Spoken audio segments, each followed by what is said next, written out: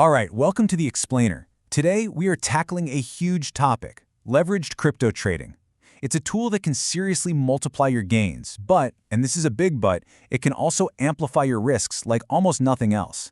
So let's get right into how it all works. So, think about this for a second. What if you could do that? That's really the core promise of leverage. It's a way for you to get a much bigger exposure to the market without having to put up a huge amount of your own cash. Okay, so first things first. Let's really get our heads around the fundamental concept here, what we call the leverage multiplier. It all boils down to a pretty simple ratio. To put it as simply as possible, you're basically putting down a small amount of your own money, and an exchange or broker lends you the rest so you can enter a much larger trade. You can almost think of it like a financial power-up for your capital. And you'll always see this shown as a ratio, 2x, 5x, 10x. This is your command dial. So if you choose 10x leverage, it means that every single dollar you put in actually controls $10 worth of that asset in the market. It is a direct multiplier on your trading power.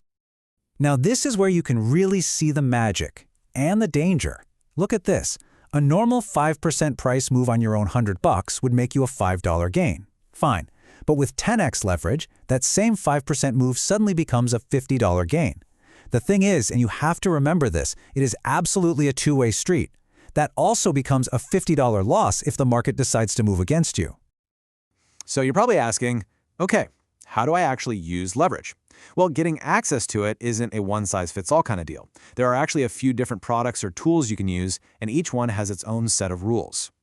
These are really the big four that you're going to come across. You've got margin trading, leveraged tokens, futures contracts, and perpetual contracts.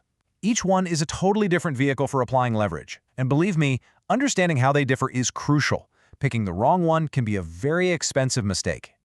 And this right here perfectly shows a core trade-off you have to think about: control versus convenience. With margin trading, you're in the driver's seat. You have a lot of control, but that means you have to constantly watch your margin. That's your collateral to make sure you don't get closed out. On the other hand, leveraged tokens are way simpler, but that simplicity comes at a price. They rebalance every single day, which can cause their performance to drift away from the actual asset over the long run.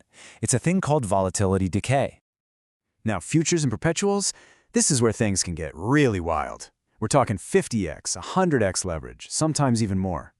The main difference is that futures contracts have expiry dates, while perpetuals, as the name suggests, are designed to never expire. But because they're so complex and the risk is so high, these are really considered tools for advanced traders. Okay, so we've talked about all the power, the upside, but every single bit of that power comes with an equally amplified risk. And in the world of leveraged trading, that risk has a very specific and, frankly, a very unforgiving name: liquidation. Let's be really clear about what this means. If your trade goes bad, the exchange is not going to lose its money. The second your losses eat through your initial capital, the money you put up, the system just automatically closes your position. It's over. Your funds are gone. And this shows you just how scary fast it can all happen. You open a trade, you're feeling good. Then the market turns against you. Your initial margin starts to just evaporate as losses and fees pile up. Before you know it, you hit that point of no return and boom, the position is liquidated. It's a swift, final process. All right, so that sounds pretty terrifying, I know. But now that we've stared risk right in the face, let's talk about how to manage it. Because using leverage successfully has nothing to do with luck. It's all about unshakable discipline. So how do you wield this incredibly powerful tool without, blowing yourself up? It all comes down to defense. The best traders aren't just thinking about gains, they're obsessed with risk management. They build a fortress of rules around their capital before they even think about entering a trade. And these aren't just good ideas. These are the absolute pillars of responsible trading. A stop loss is your emergency exit.